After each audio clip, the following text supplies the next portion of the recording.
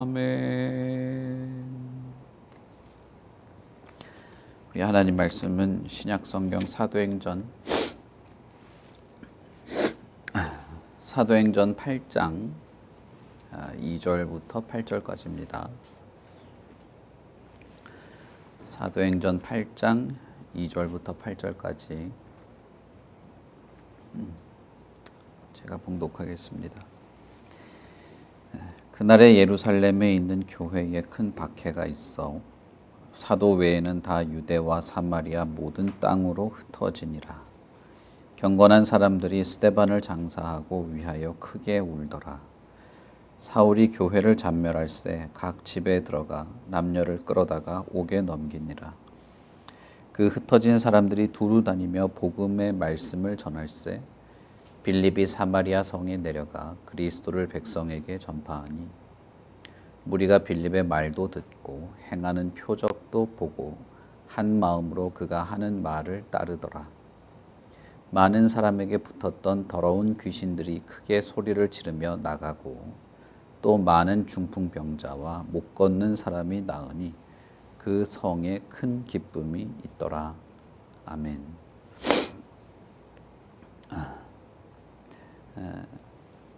스데반이 사람들에게 돌로 맞아 죽게 된 그 날부터 예루살렘에 있는 교회에는 큰 박해가 시작되었다라고 말하고 있습니다. 8장 1절에는 스데반이 죽을 때에 그 옆에서 스데반의 여러 사람들의 옷을 지키고 있던 사울이라고 하는 청년에 대해서 간략하게 언급을 하게 되는데 그 사람은 스데반이 죽어 마땅한 자로 여기던 사람이었다라는 말이죠. 그때부터 교회와 교인들에 대한 큰 박해가 시작이 되게 됩니다. 그래서 사도들 외에는 교인들이 전부 뿔뿔이 흩어지는 그런 문제, 어려움이 생겼던 것이죠.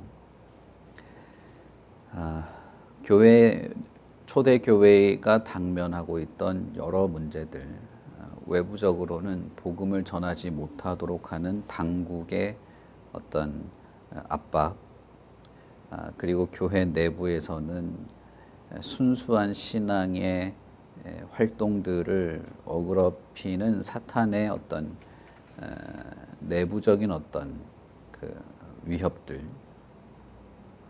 그리고 실제로 교회 자체를 박해하는 박해들도 같이 시작된 것이죠.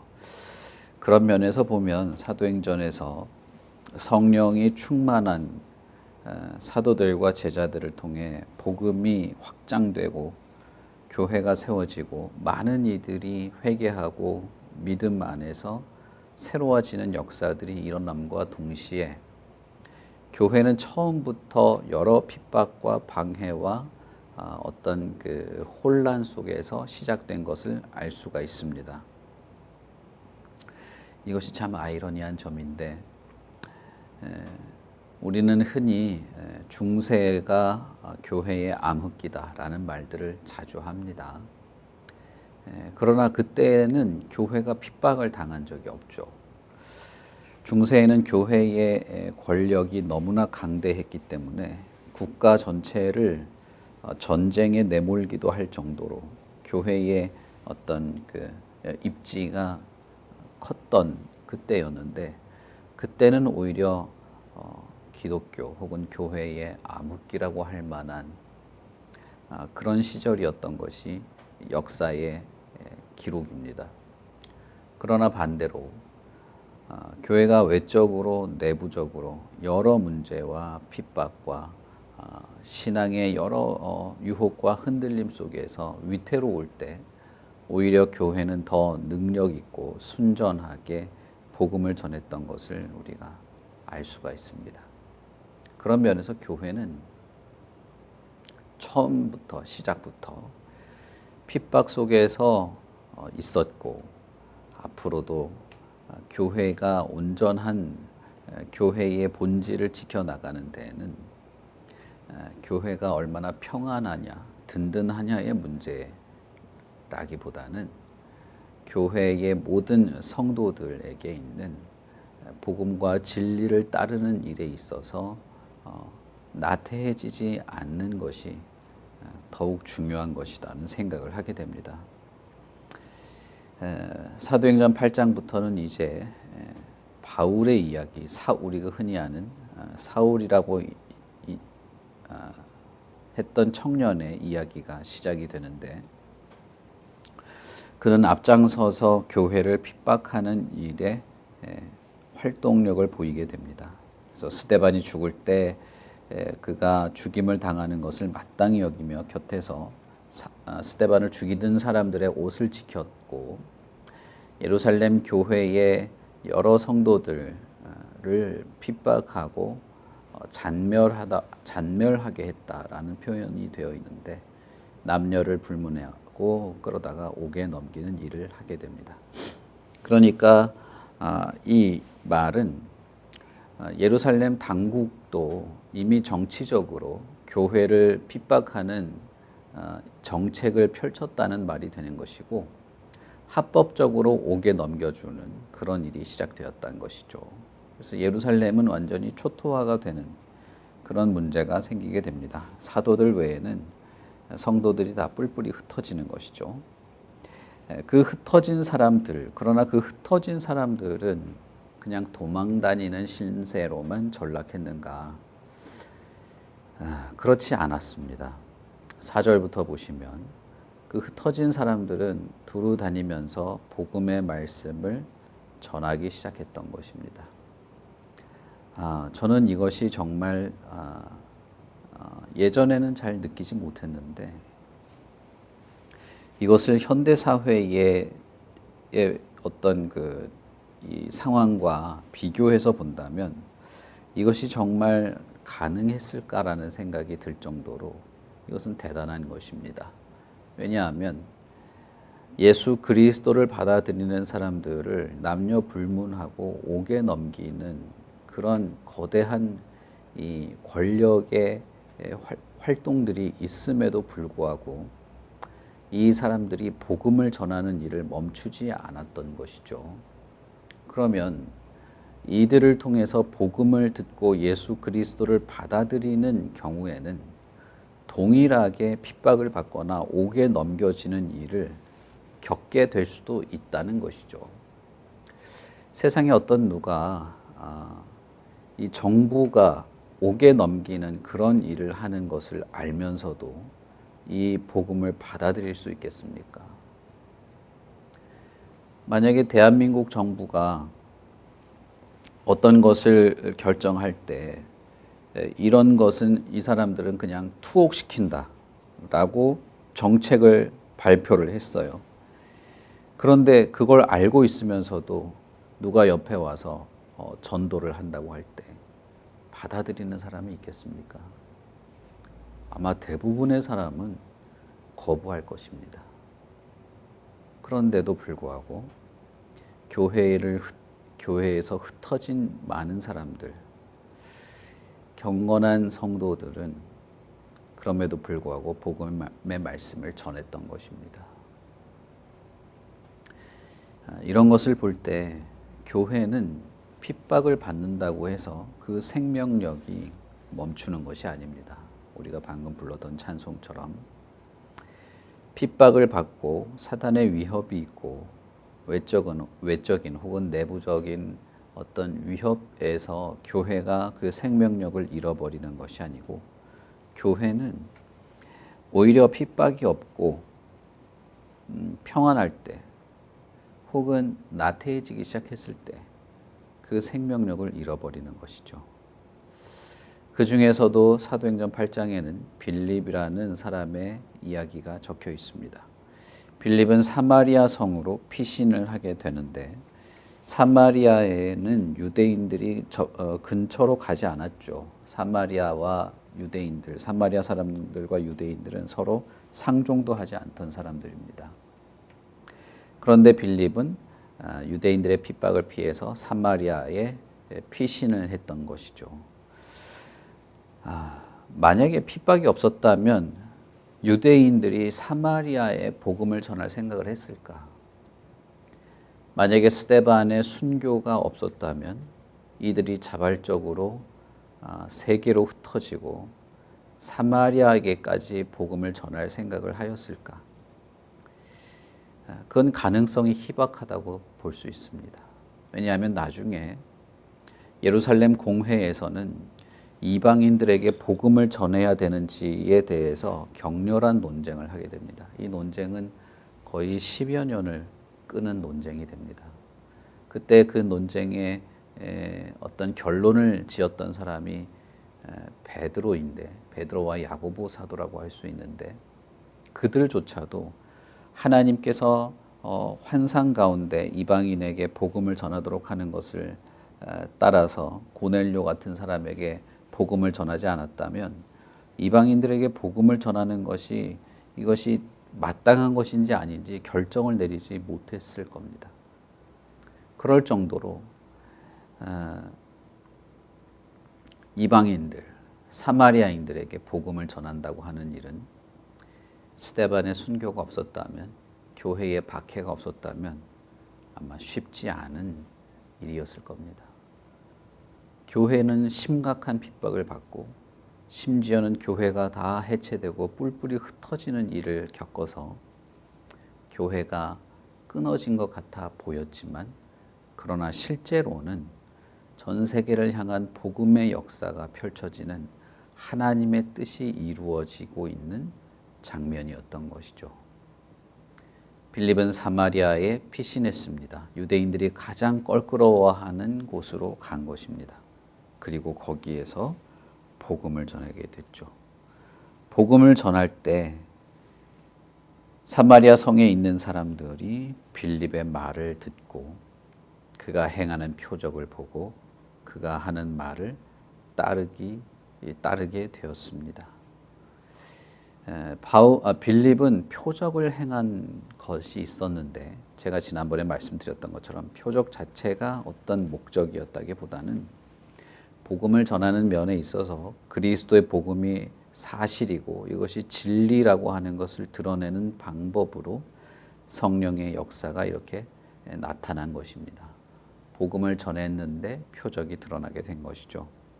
어쨌든 많은 사람들, 특히 그 성에 복음 진리로 말미암아 예수 그리스도를 경험하게 되는 일들이 있게 되었습니다.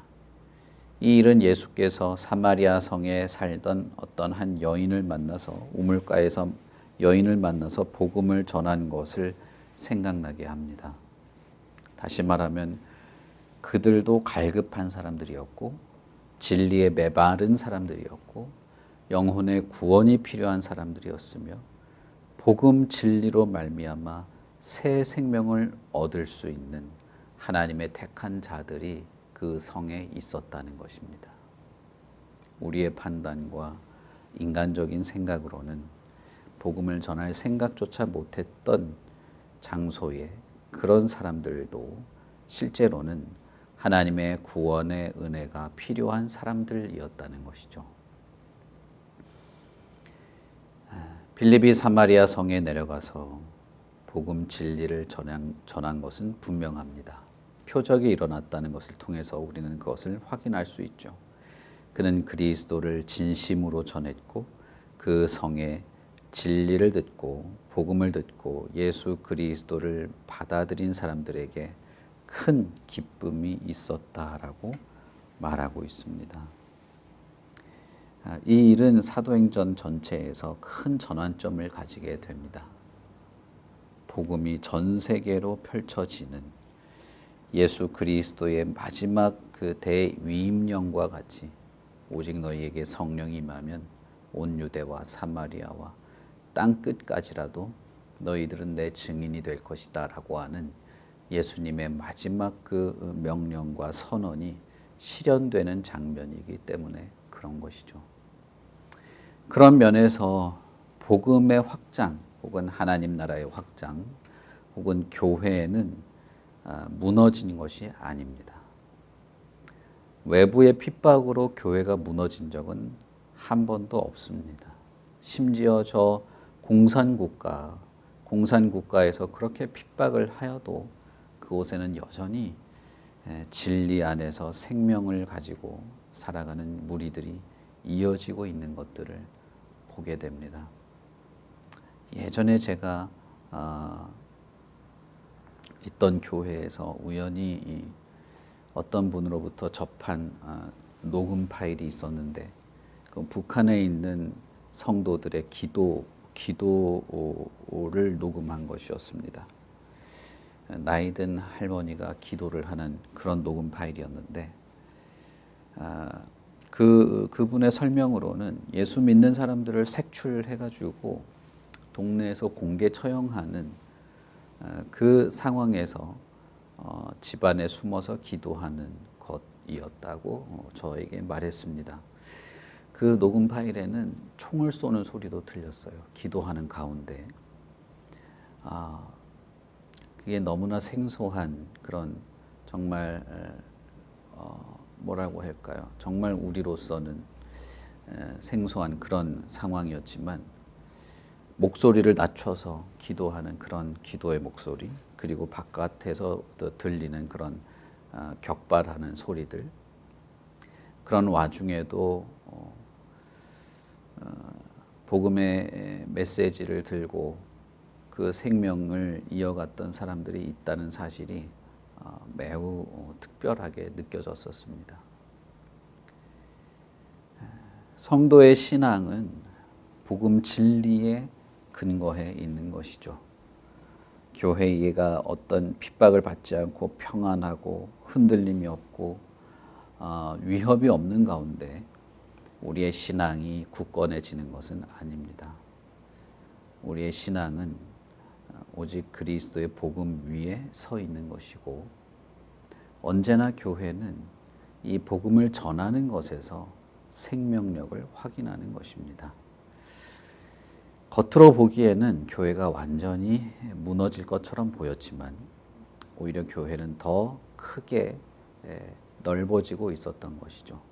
무엇보다도 사람으로 여기지도 않았던, 마치 짐승처럼 여겼던 사마리아 사람들에게도 복음이 전하여지는 이것은 큰 사건이었던 것입니다. 그러므로 이 복음의 확장, 그리스도의 진리를 전하고 영혼을 구원하는 복음의 역사는 누구도 막을 수 없다는 것을 이제 느끼게 됩니다. 많은 사람들이 빌립이 전한 그리스도의 복음을 듣고 변화되었고 고침을 받았고 기쁨을 얻게 되었습니다. 그것은 지금도 마찬가지인 것이죠. 지금도 복음, 그리스도의 복음 진리가 영혼을 구원하게 될 것입니다. 교회는 오직 그리스도의 복음만을 바르게 전하는 것입니다. 그것이 교회이고, 그것이 저와 여러분의, 우리 교회 모든 성도들의 사명이고, 우리의 이웃과 친척과 친구들을 구원할 유일한 방법입니다. 이것을 막을 어떤 방해도 이것을 막을 수는 없습니다. 제가 정말 마음에 이렇게 때로는 조급한 마음이 드는 것은 우리 교회의 모든 이 교회의 예배와 교제와 모임과 모든 성도들의 활동을 통하여서 생명의 역사가 일어나기를 바라는 것에 조바심이 일 때가 있습니다. 제가 주일마다 전하는 것들도 그리스도의 복음의 어떤 역사가 일어나기를 간절히 바라고, 우리 교회 모든 성도들, 교회의 발걸음을 하시는 분들, 그분들에게 복음의 역사가 일어나기를 정말 간절히 바라게 됩니다. 우리 교회가 바르게 세워지는 것, 혹은 참된 교회로서 교회의 참된 역할들을 감당하는 것은 결국은 어떤 상황에서든 그리스도의 복음을 전하는 것 외에는 없는 것이죠. 그러니 우리는 이 일을 무척 중요하고 진지하게 생각해야 합니다. 이것에 전심을 쏟아야 한다는 거예요. 물론 우리는 우리 자신의 삶도 바쁘고 힘들고 우리의 영혼도 새 힘을 얻어야 하는 그런 상황에 살고 있긴 합니다. 그러나 여러분, 사도행전에 있던 이 많은 성도들도 그런 상황에 있었죠. 힘들었습니다. 이들도 도망자의 신세였습니다. 그러나 복음의 역사가 갈급한 영혼들이 있는 그런 상황에서는 복음을 전하는 것 외에는 교회의 생명과 타인의 생명을 구원할 어떤 방법도 없는 것이죠. 오직 복음이 저와 여러분의 영혼을 살리게 될 것입니다. 그리스도의 복음을 전하는 것, 내가 알고 경험하고 누리고 그 안에서 즐거워하고 만족을 누리는 내 영혼을 살게 했던 바로 그 진리를 기쁨으로 고백하고 증거하는 것, 그것이 우리 교회의 생명이고 타인의 생명이기도 한 것입니다. 내가 저 사람을 반드시 바꿔놓겠다, 그것이 아니고 내가 정말 기쁘고 감사하고 그 진리 안에서 내가 살게 되었던 그 복음을 내가 경험한 대로 고백하는 것이죠. 저는 그것이 빌립이 했던 일이라고 생각합니다. 그가 사마리아를 다 뒤집어 놓겠다는 목적으로 했다기보다는 그가 믿고 경험하고 누리고 있는 살아있는 그리스도를 전한 것이죠. 그런 면에서 복음 전도 혹은 진리를 전하는 것은 나부터 우선 그리스도의 그 복음 진리 안에서 생기를 가지고 살아가는 것을 포함하고 있는 겁니다.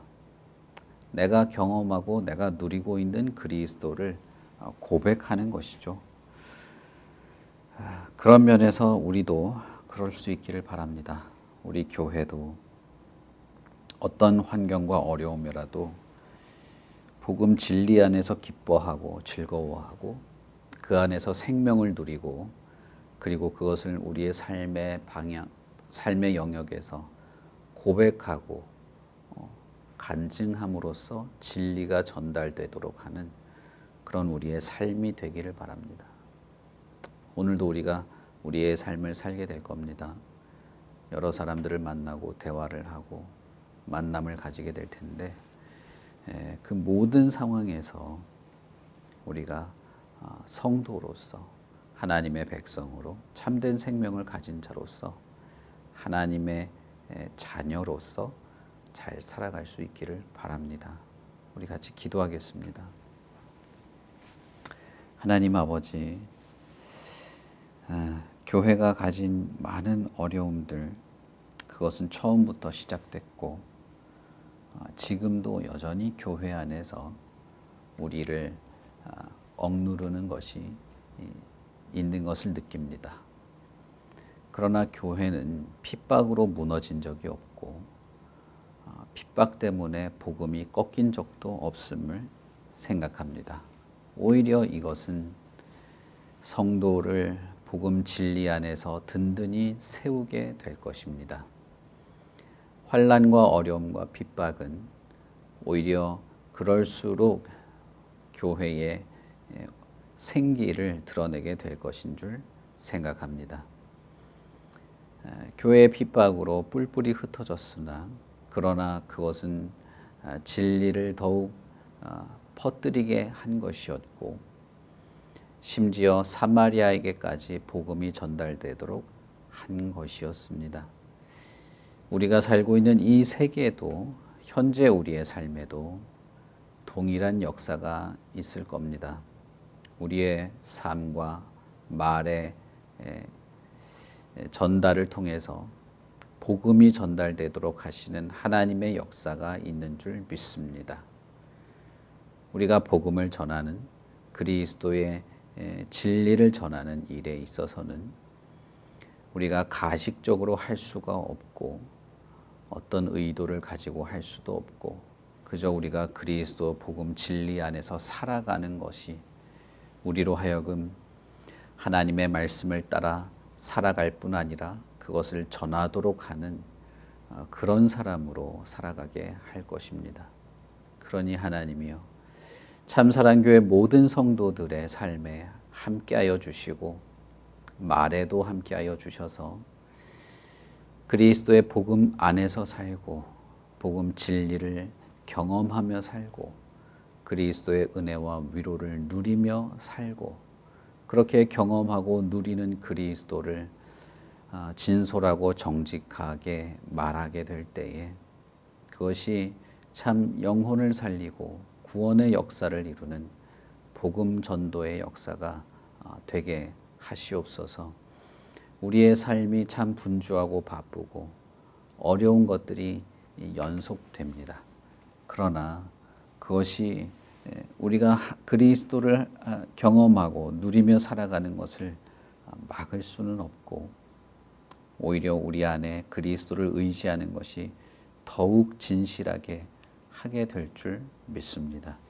그러니 오늘 하루를 살아가는 모든 성도들 하나님 앞에 기도하며 성령의 충만함을 바라는 모든 자들에게 그 기도에 응답하셔서 성령의 충만함, 성령의 능력으로 하루하루를 살게 하시고 그 안에서 누리는 새 생명의 은혜가 있게 하시고 주님 안에서 누리며 살아가는 모든 평화와 평안과 감사와 위로와 소망들이 각 성도들의 삶을 통하여 퍼져나가는 진리의 역사들, 복음의 역사들이 있게 하여 주셔서 우리 참사랑 교회가 참으로 복음 진리를 통하여 생명을 얻는 그러한 역사들, 모든 성도들의 일상의 삶이 참 진리 안에서 생명력이 있고 그것을 통하여 하나님이 택한 자들을 구원하게 되는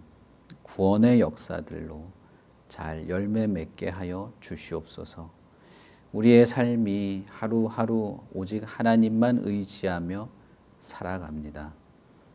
일하는 대로, 수고하는 대로 하나님께서 열매 맺게 하여 주시되 무엇보다도 복음 진리의 열매들 그것을 우리도 누릴 뿐 아니라 갈급한 영혼들에게도 그 생명의 열매들이 맺어지게 되는 그런 역사들을 이루어 가 주시옵소서. 감사합니다. 예수님 이름으로 기도합니다. 아멘. 하늘에 계신 우리 아버지여 이름이 거룩히 여김을 받으시오며 나라의 마옵시며 뜻이 하늘에서 이룬 것 같이 땅에서도 이루어지이다.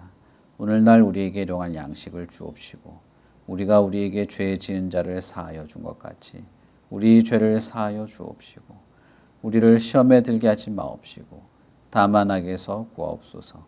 대개의 나라와 권세와 영광이 아버지께 영원히 있사옵나이다. 아멘.